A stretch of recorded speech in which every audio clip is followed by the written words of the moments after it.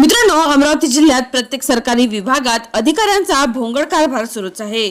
एकतर हे मित्रांनो लाच घेताना अँटी करप्शन ब्युरो करून पकडले जातात किंवा तेथे तक्रार घेऊन आलेल्या नागरिकांसोबत गैरवर्तणूक करताना दिसतात. असे कित्येक प्रकार आपण अमरावती जिल्ह्यात पाहिले आहे.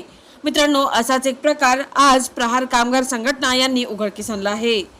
अमरावती शहरातील कामगार उपायुक्त कार्यालयात सहाय्यक आयुक्त म्हणून मोहम्मद अब्दुल सय्यद हे रुजू झाले होते. परंतु रुजू होताच आपली जबाबदारी न बाळगता ते दुसऱ्या दिवसापासूनच रजेवर आहेत, असे प्रहार कामगार संघटनेचे म्हणणे आहे.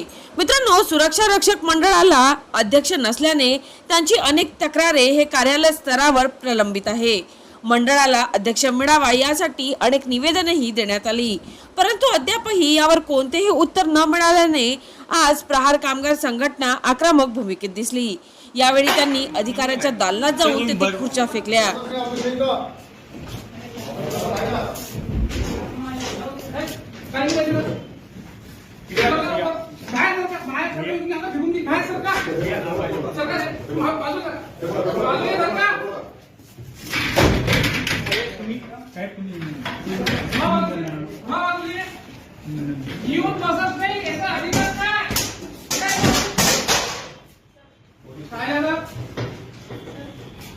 आता ये ना 2 घंटा तिथं कधी येता? उत्तर दे.